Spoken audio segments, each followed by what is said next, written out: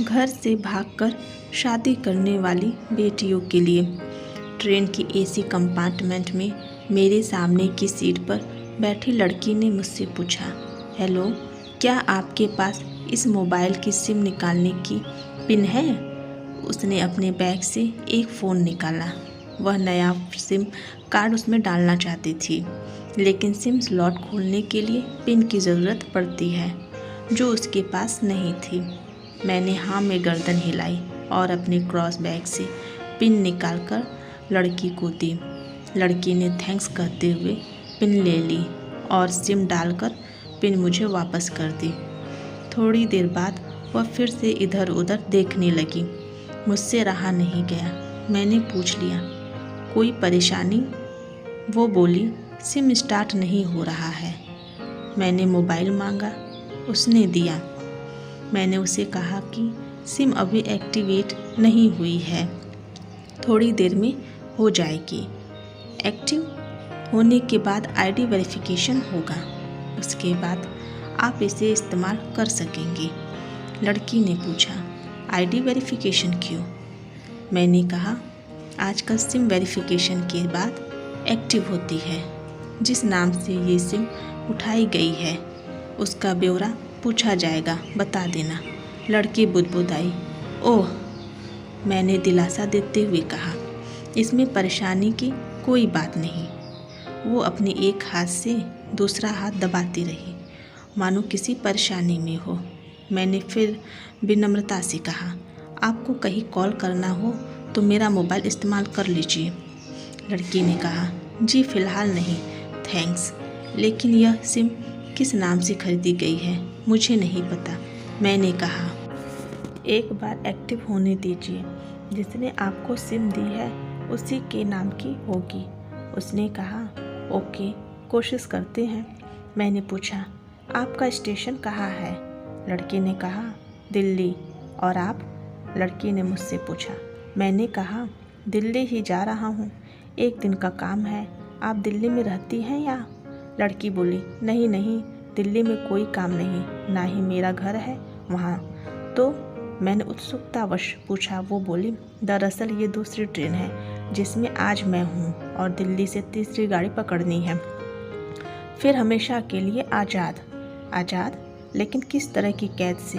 मुझे फिर जिज्ञासा हुई, किस कैद में थी यह कमसिन अल्हड़ सी लड़की? लड़की बोली, उसी कैद में थी जिसमें हर लड़की होती है, जहाँ घर वाले कहें शादी कर लो, जब जैसा कहें वैसा करो। मैं घर से भाग चुकी हूँ। मुझे ताज्जुब हुआ, मगर अपने ताज्जुब को छुपाते हुए मैंने हंसते हुए पूछा, अकेली भाग रही हैं आप? आपके साथ कोई नज़र नहीं आ रहा? वो बोली, अकेली नहीं, साथ में है कोई। कौन? मेरे प्रश्न खत्म नहीं हो रहे थे। दिल्ली से एक और ट्रेन पकड़ूंगी, फिर अगले स्टेशन पर वो जनाब मिलेंगे और इसके बाद हम किसी को नहीं मिलेंगे। ओह, तो ये प्यार का मामला है? उसने कहा, जी। मैंने उसे बताया कि मैंने भी लव मैरिज की है। ये बात सुनकर वो खुश हुई, बोली, वाह, कैसे, कब? लव मैरिज की बात सुनकर वो मुझसे बात करने में रुचि लेने लगी। मैंने कहा, कब, कैसे कहा? वो मैं बाद में बताऊंगा, पहले आप बताओ, आप घर में कौन कौन है? उसने होशियारी बरतते हुए कहा, वो मैं आपको क्यों बताऊं? मेरे घर में कोई भी हो सकता है, मेरे पापा, माँ, भाई, बहन, या हो सकता है भाई ना हो, सिर्फ बहनें हों, या ये भी हो सकता है कि बहनें ना हों और दो चार गुस्सा करने वाले बड़े भाई हों। मतलब मैं आपका नाम भी नहीं पूछ सकता? मैंने काउंटर मारा। वो बोली, कुछ भी नाम हो सकता है मेरा, टीना, मीना, रीना, कुछ भी। बहुत बातूनी लड़की थी वो। थोड़ी इधर उधर की बातें करने के बाद उसने मुझे टॉफ़ी दी, जैसे छोटे बच्चे देते हैं क्लास में। बोली, आज मेरा बर्थडे है। मैंने उसकी हथेली से टॉफ़ी उठाते बधाई दी और पूछा, कितने साल की हुई हो? वो बोली, 18। मतलब भाग कर शादी करने की कानूनी उम्र हो गई आपकी। वह हंसी। कुछ ही देर में काफ़ी फ्रैंक हो चुके थे हम दोनों, जैसे बहुत पहले से जानते हो एक दूसरे को। मैंने उससे बताया कि मेरी उम्र 35 साल है, यानी 17 साल बड़ा हूँ। उसने चुटकी लेते हुए कहा, लग तो नहीं रहे हो। मैं मुस्कुरा दिया। मैंने उससे पूछा, तुम घर से भाग कर आई हो, तुम्हारे चेहरे पर चिंता के निशान जरा भी नहीं है। इतनी बेफिक्री मैंने पहली बार देखी। खुद की तारीफ सुनकर वह खुश हुई। बोली, मुझे उन जनाब ने, मेरे लवर ने पहले से ही समझा दिया था कि जब घर से निकलो तो बिल्कुल बिंदास रहना, घर वालों के बारे में बिल्कुल मत सोचना, बिल्कुल अपना मूड खराब मत करना, सिर्फ मेरे और हम दोनों के बारे में सोचना। और मैं वही कर रही हूँ। मैंने फिर चुटकी ली। कहा, उसने तुम्हें मुझ जैसे अनजान मुसाफिरों से दूर रहने की सलाह नहीं दी? उसने हंसकर जवाब दिया, नहीं, शायद भूल गया होगा यह बताना। मैंने उसके प्रेमी की तारीफ करते हुए कहा, वैसे तुम्हारा बॉयफ्रेंड काफ़ी टैलेंटेड है। उसने किस तरह से तुम्हें अकेले घर से रवाना किया, नई सिम और मोबाइल दिया, 3 ट्रेनें बदलवाई ताकि कोई ट्रैक ना कर सके। Very talented person. लड़की ने हामी भरी बोली, बहुत टैलेंटेड है वो, उसके जैसा कोई नहीं।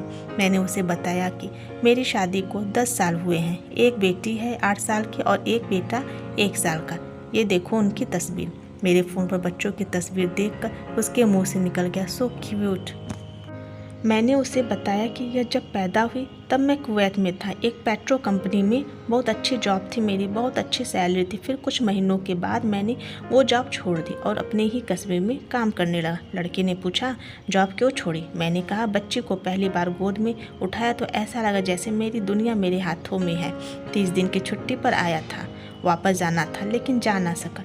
इधर बच्ची का बचपन खर्च होता रहा, उधर मैं पूरी दुनिया कमा लूँ तब भी घाटे का सौदा है। मेरी 2 टके की नौकरी, बचपन उसका लाखों का।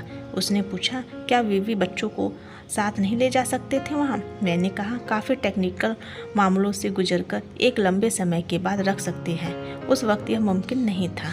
मुझे दोनों में से एक को चुनना था, आलीशान रहन सहन के साथ नौकरी या परिवार।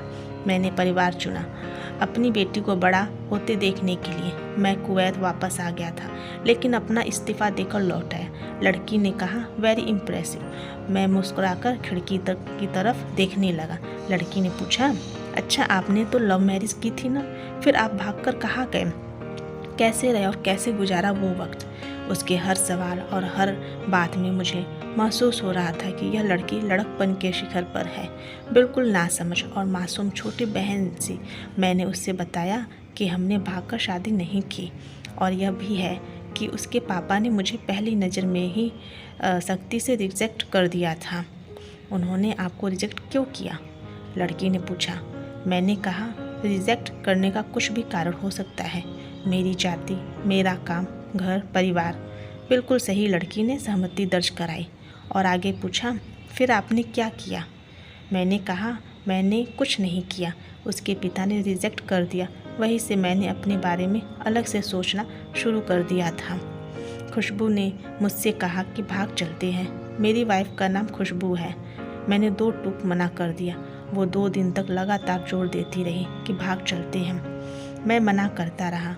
मैंने उसे समझाया कि भागने वाले जोड़े में लड़के की इज्जत पर कोई खास फर्क नहीं पड़ता, जबकि लड़की के पूरे कुल की इज्जत धुल जाती है। भगाने वाला लड़का उसके दोस्तों में हीरो माना जाता है, लेकिन इसके विपरीत जो लड़की प्रेमी संग भाग रही है वह उल्टा कहलाती है। मोहल्ले के लड़के उसे चालू कहते हैं। बुराइयों के तमाम शब्दकोश लड़की के लिए इस्तेमाल किए जाते हैं। भागने वाली लड़की आगे चलकर 60 साल की वृद्धा भी हो जाएगी, तब भी जवानी में किए उस कांड का कलंक उसके माथे पर से नहीं मिटता।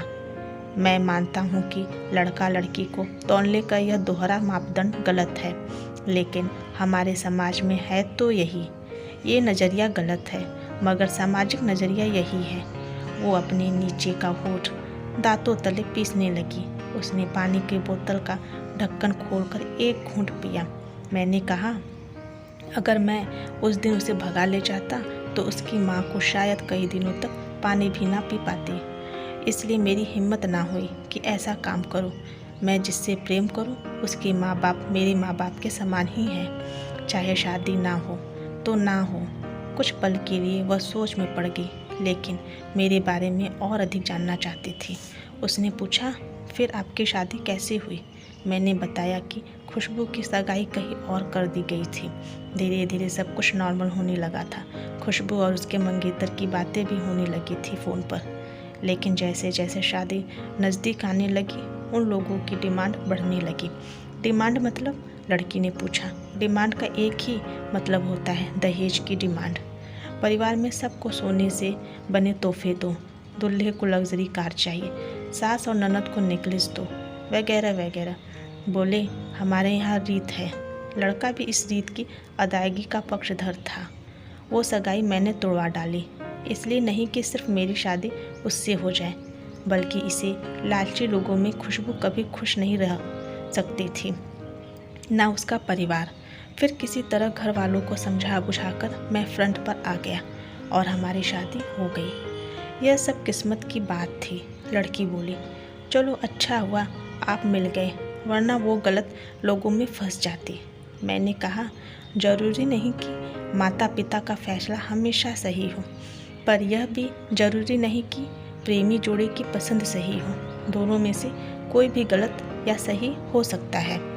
काम की बात यहाँ ये है कि कौन ज़्यादा वफादार है। लड़की ने फिर से पानी का घूंट लिया और मैंने भी। लड़की ने तर्क दिया कि हमारा फैसला गलत हो जाए तो कोई बात नहीं, उन्हें ग्लानि नहीं होनी चाहिए। मैंने कहा, फैसला ऐसा हो जो दोनों का हो, बच्चों और माता पिता दोनों की सहमति, वह सबसे सही है। बुरा मत मानना, मैं कहना चाहूँगा कि तुम्हारा फैसला तुम दोनों का है, जिसमें तुम्हारे पेरेंट्स शामिल नहीं हैं, ना ही तुम्हें इश्क का असली मतलब पता है। अभी उसने पूछा, क्या है इश्क का सही अर्थ? मैंने कहा, तुम इश्क में हो, तुम अपना सब कुछ छोड़कर चली आई। यह सच्चा इश्क है। तुमने दिमाग पर जोर नहीं दिया। ये इश्क है, फ़ायदा नुकसान नहीं सोचा। यह इश्क है। तुम्हारा दिमाग दुनियादारी के फितूर से बिल्कुल खाली था। उस खाली जगह में इश्क का फितूर भर दिया गया। जिन जनाब ने इश्क को भरा, क्या वो इश्क में नहीं है? यानी तुम जिसके साथ जा रही हो वो इश्क में नहीं, बल्कि होशियारी हीरोगिरी में है। जो इश्क में होता है वो अपनी प्लानिंग नहीं कर पाता है, 3 ट्रेनें नहीं बदल पाता है, उसका दिमाग इतना काम ही नहीं कर पाता। कोई कहे मैं आशिक हूँ और वह शातिर भी हो, ये नामुमकिन है। मजनू इश्क में पागल हो गया था। लोग पत्थर मारते थे। उसे इश्क में उसकी पहचान तक मिट गई। उसे दुनिया मजनू के नाम से जानती है, जबकि उसका असली नाम कैश था, जो नहीं इस्तेमाल किया जाता। वो शातिर होता तो कैसे मजनू ना बन पाता। फराहाद ने सीरी के लिए पहाड़ों को खोदकर नहर निकाल डाली थी और उसी नहर में उसका लहू बहा था। वो इश्क था। इश्क में कोई फ़कीर हो गया, कोई जोगी हो गया, किसी मांझी ने पहाड़ तोड़कर रास्ता निकाल लिया, किसी ने अतिरिक्त दिमाग नहीं लगाया, चालाकी नहीं की। लालच, हवस और हासिल करने का नाम इश्क नहीं है। इश्क समर्पण करने को कहते हैं, जिसमें इंसान सबसे पहले खुद का समर्पण करता है, जैसे तुमने किया। लेकिन तुम्हारा समर्पण हासिल करने के लिए था, यानी तुम्हारे इश्क में लालच की मिलावट हो गई। लड़की अचानक खो सी गई। उसकी खिलखिलाहट हट और खिलदड़ापन एकदम से खामोशी में बदल गया। मुझे लगा मैं कुछ ज़्यादा बोल गया, फिर भी मैंने जारी रखा। मैंने कहा, प्यार तुम्हारे पापा तुमसे करते हैं। कुछ दिनों बाद उनका वजन आधा हो जाएगा। तुम्हारी माँ कई दिनों तक खाना नहीं खाएगी, ना पानी पिएगी, जबकि आपको अपने आशिक को आजमा कर देख लेना था। ना तो उसकी सेहत पर फर्क पड़ता, ना दिमाग पर। वो अक्लमंद है, अपने लिए अच्छा सोच लेता है। आजकल गली मोहल्ले के हर तीसरे लौंडे लपाड़े को जो इश्क हो जाता है वो इश्क नहीं है, वो सिनेमा जैसा कुछ है। एक तरह की स्टंटबाजी, डेयरिंग, अलग कुछ करने का फितूर, और कुछ नहीं। लड़की का चेहरे का रंग बदल गया। ऐसा लग रहा था वो अब यहाँ नहीं है। उसका दिमाग किसी अतीत में टहलने निकल गया है। मैं अपने फ़ोन को स्क्रॉल करने लगा, लेकिन मन की इंद्री उसकी तरफ थी। थोड़ी ही देर में उसका और मेरा स्टेशन आ गया। बात कहाँ से कहाँ निकली थी और कहाँ पहुँच गई। उसके मोबाइल पर मैसेज टोन बजी।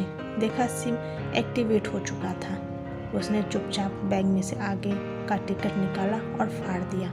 मुझे कहा, एक कॉल करना है। मैंने मोबाइल दिया। उसने नंबर डायल करके कहा, सॉरी पापा, और सिसक कर रोने लगी। सामने से पिता भी फ़ोन पर बेटी को संभालने की कोशिश करने लगे। उसने कहा, पिताजी आप बिल्कुल चिंता मत कीजिए, मैं घर आ रही हूँ। दोनों तरफ से भावनाओं का सागर उमड़ पड़ा। हम ट्रेन से उतरे। उसने फिर से पिन मांगी। मैंने पिन दी। उसने मोबाइल से सिम निकालकर तोड़ दी और पिन मुझे वापस कर दिया। कहानी को अंत तक पढ़ने का धन्यवाद। देश की सभी बेटियों को समर्पित ये मेरा दावा है, माता पिता से ज़्यादा तुम्हें दुनिया में कोई प्यार नहीं करता। कहानी पढ़कर शेयर अवश्य कीजिए, शायद कोई परिवार, कोई बेटी और उनका भविष्य इससे बच जाए। धन्यवाद।